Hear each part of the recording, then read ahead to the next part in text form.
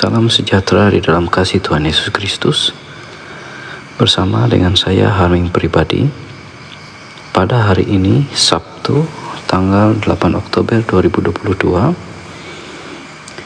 kembali kita bersama-sama boleh merenungkan firman Tuhan sesuai dengan Nas Almanak GKI yang terambil dari Injil Lukas pasal yang kelima ayat yang ke-12 sampai dengan yang ke-16 dengan judul perikop Yesus menyembuhkan seorang yang sakit kusta. Namun terlebih dahulu marilah kita bersatu hati di dalam doa.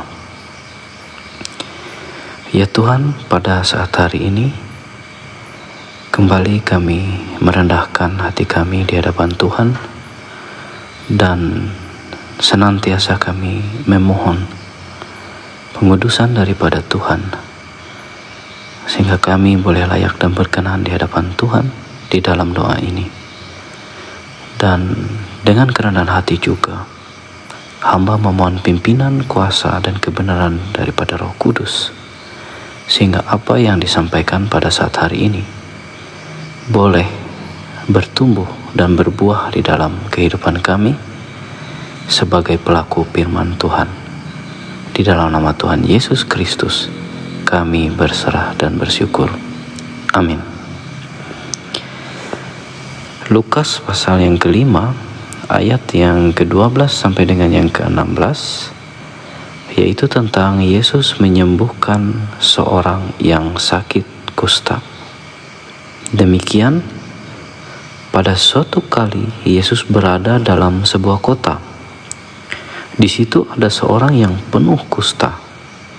Ketika ia melihat Yesus, tersungkurlah ia dan memohon, "Tuhan, jika Tuhan mau, Tuhan dapat mentahirkan aku."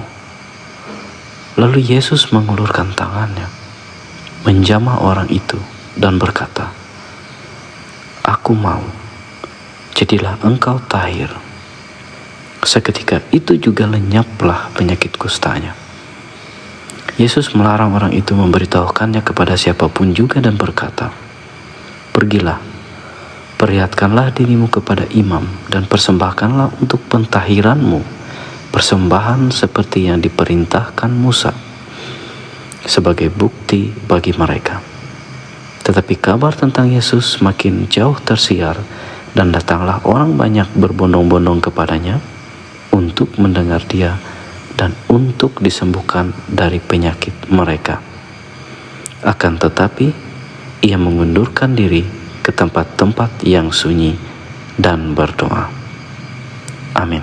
Bapak Ibu yang terkasih di dalam Tuhan kita Yesus Kristus, seorang William Barclay mengatakan, di Palestina ada dua jenis penyakit kusta. Yang pertama lebih menyerupai penyakit kulit, tampak parah namun tidak seserius dibandingkan jenis yang kedua. Yang kedua, jenis penyakit itu dimulai dari suatu bintik kecil yang kemudian menggerogoti perlahan daging si penderita, bahkan sampai buntung. Secara rupiah, umumnya mereka yang menderita kusta disebut orang mati yang hidup. Kusta juga adalah sebutan untuk berbagai penyakit kulit. Orang-orang yang mengidap kusta di dalam Alkitab tersiksa oleh bintil-bintil kemerah-merahan. Imamat pasal 13 ayat ke-49. Penyakit ini dinyatakan menular, maka orang yang berpenyakit kusta ini dikucilkan dari masyarakat. Apabila ia sembuh, haruslah diadakan. Imamat pasal 14 ayat 2 sampai dengan yang ke-20. Orang yang menderita kusta dalam sakit maupun kesembuhannya harus ditentukan oleh imam. Imamat pasal 13 ayat pertama sampai dengan ke-59. Orang yang sudah ditentukan menderita kusta lalu dinyatakan najis dan harus dibuang dari tengah masyarakat orang-orang sehat. Imamat pasal 13 ayat 45 sampai 46. Mereka dikeluarkan dari komunitas orang sehat dan hidup terasing. Mereka hidup kesepian, hidup tanpa ada lagi interaksi, bahkan harus terpisah. dari keluarga yang mereka kasihi. Orang kalau sudah terkena kusta harus berpakaian cabik-cabik, rambut terurai, menutupi wajah sembari berseru najis, agar orang yang sehat bisa waspada dan mengetahui jikalau ada penderita kusta di sekitarnya. Mereka yang dinyatakan kusta di dalam perjanjian lama adalah Musa dalam Keluaran pasal 4 ayat 6, Miriam, Bilangan pasal 12 ayat 9 sampai dengan 10, Naaman, 2 Raja-Raja pasal 5 ayat pertama sampai 27, Azaria, 2 Raja-Raja pasal 15 ayat 5. Penyakit kusta juga masih dikenal di dalam perjanjian baru. Di sini juga kelihatan adanya penetapan kesembuhan oleh imam. Bila kesembuhan itu benar terjadi, maka seketika itu imam akan memberitakan ketetapan kebersihan kulitnya. Yesus menyembuhkan banyak orang kusta dengan menumpangkan tangannya. Markus pasal pertama ayat 40 sampai dengan 45, atau dari kejauhan. Lukas pasal 17 ayat 11 sampai dengan yang ke-19. Bapak Ibu yang terkasih, terkadang kita menemukan adanya suatu tafsiran yang seolah semakin menyudutkan para penderita kusta, yaitu ketika penyakit kusta dianggap sebagai simbol dari keperdosaan seseorang. Sebagaimana penyakit kusta merusak tubuh manusia, demikian pula dikaitkan dosa merusak jiwa, dosa menodai, memisahkan manusia dari Allah, menghambat kehadiran Allah, dan akhirnya membawa si penderita itu kepada maut.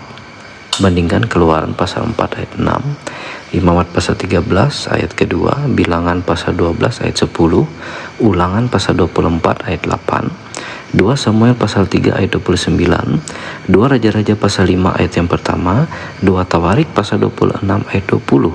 Bapak Ibu yang terkasih di dalam Tuhan, tidaklah benar jikalau kita menganggap bahwa penyakit kusta yang dialami adalah sebagai hukuman atas perbuatan dosa. Sekalipun ada orang yang karena dosanya lalu dihukum dengan penyakit kusta, seperti Miriam, Bilangan pasal 12 ayat yang pertama sampai ke-10, Gehazi, 2 Raja-Raja pasal 5 ayat ke-27, Raja Azaria, 2 Raja-Raja pasal 15 ayat pertama sampai dengan yang kelima. Tetapi perlu diketahui bahwa tidak semua orang yang menderita kusta disebabkan oleh karena dosanya. Seperti orang yang penuh kusta dalam Lukas pasal 5 ayat 12, Matius pasal 8 ayat 2, dan Markus pasal yang pertama ayat yang ke-40. Bapak Ibu yang terkasih di dalam Yesus Kristus, bagaimanakah orang kusta itu tiba-tiba bisa menemui Yesus? Padahal Yesus ada dalam sebuah kota. Di dalam Lukas pasal 5 ayat 12a, ada dua kemungkinan. Yesus ada di perbatasan kota, atau mungkin orang kusta tersebut nekat dan melanggar larangan untuk tetap tinggal di luar perkemahan. Bandingkan Imamat pasal 13 ayat 46.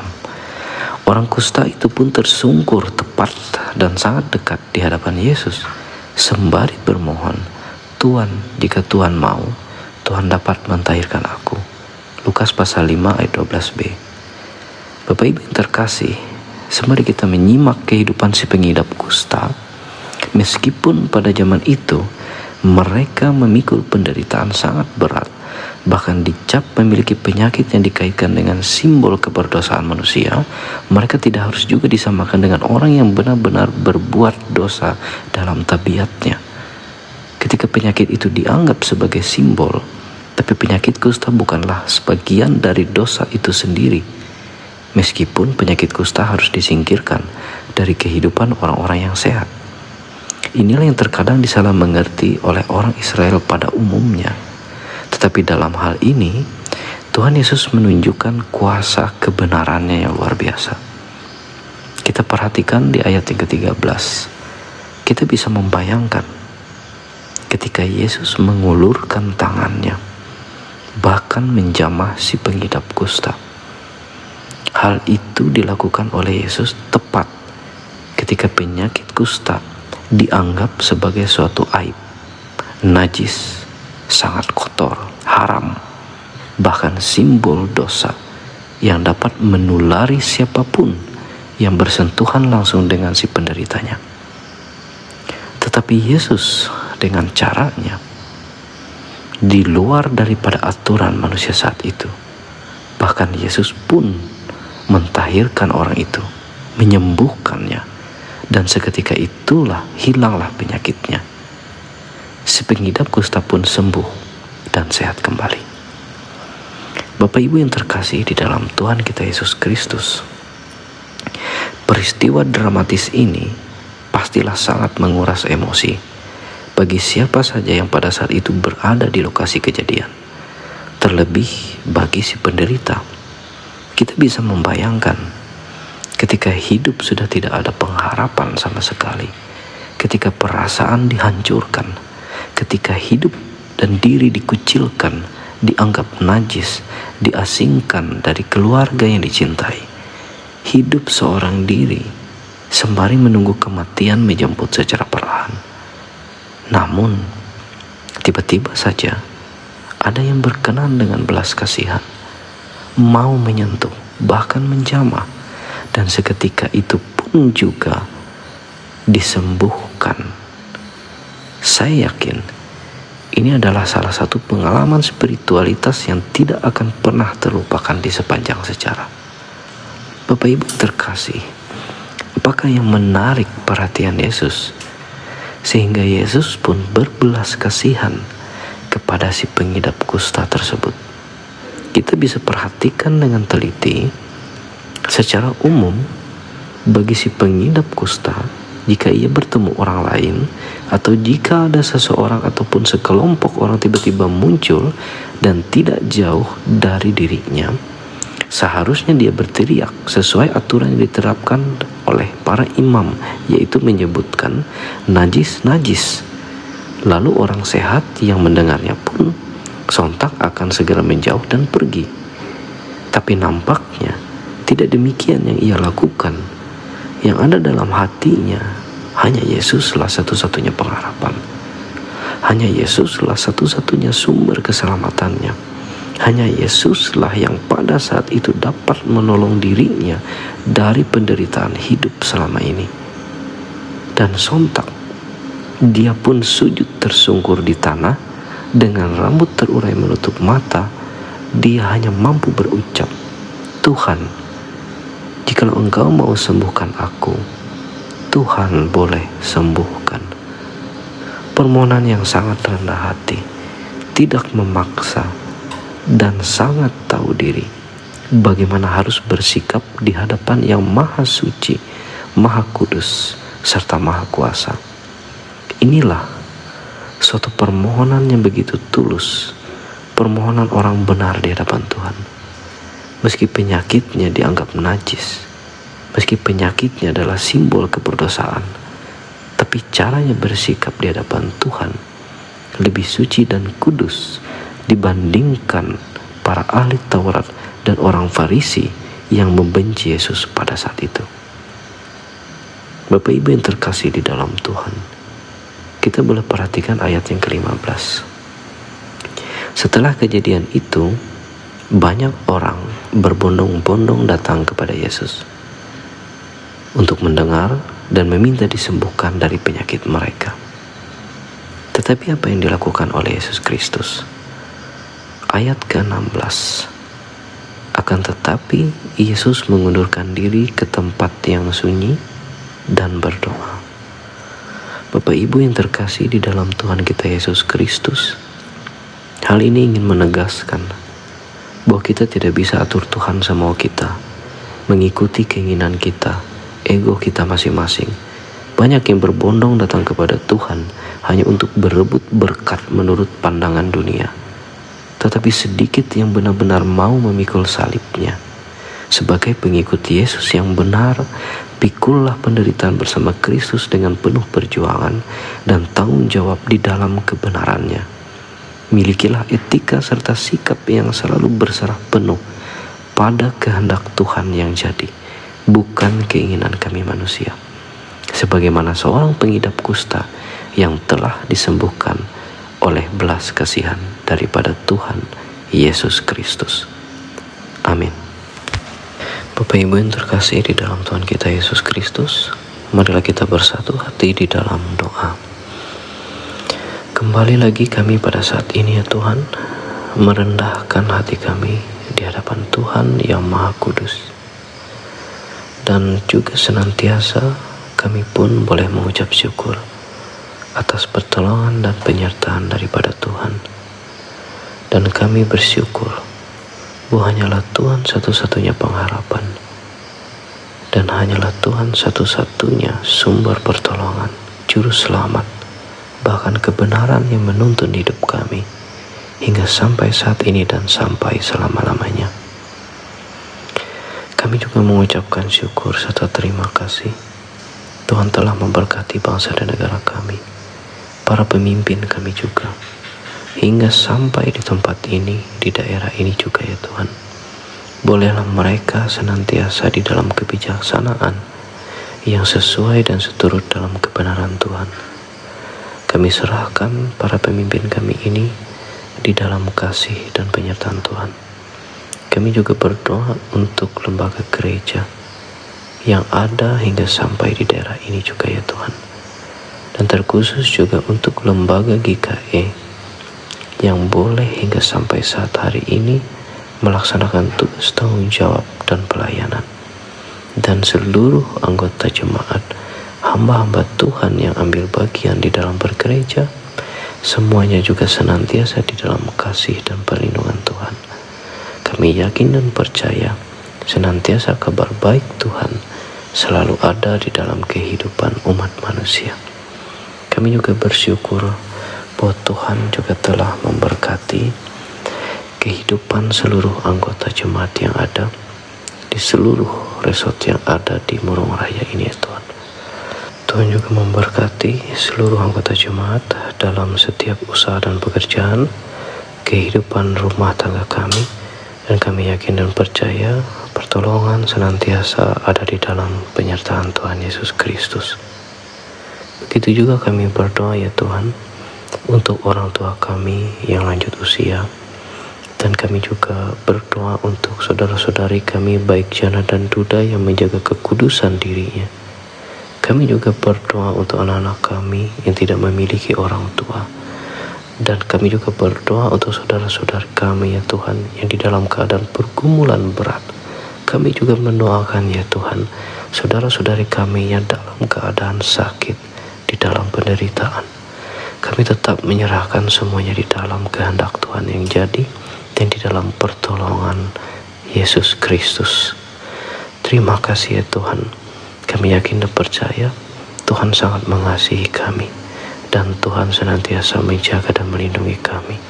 Dan pada saat hari ini ya Tuhan, kami juga terkhusus berdoa untuk jemaat yang ada di Gloria Sungai Lunung.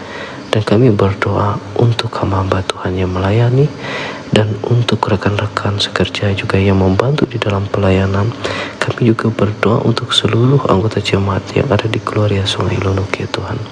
Kami yakin dan percaya kehidupan anggota jemaat senantiasa diberkati dan disertai daripada Tuhan. Terima kasih ya Tuhan.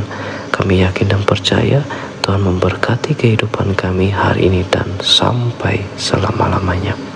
Bapa kami yang ada di surga, dikuduskanlah namamu, datanglah kerajaanmu, jadilah kehendakmu di bumi seperti di surga. Berikanlah kami pada hari ini makanan kami yang secukupnya, dan ampunilah kami akan kesalahan kami, seperti kami juga mengampuni orang yang bersalah kepada kami. Dan janganlah membawa kami ke dalam pencobaan, tetapi lepaskanlah kami daripada yang jahat, karena Engkaulah yang punya kerajaan dan kuasa dan kemuliaan sampai selama-lamanya. Amin. Tuhan memberkati engkau dan melindungi engkau. Tuhan menyinari engkau dengan wajah-Nya dan memberi engkau kasih karunia. Tuhan menghadapkan wajah-Nya kepadamu dan memberi engkau damai sejahtera. Amin.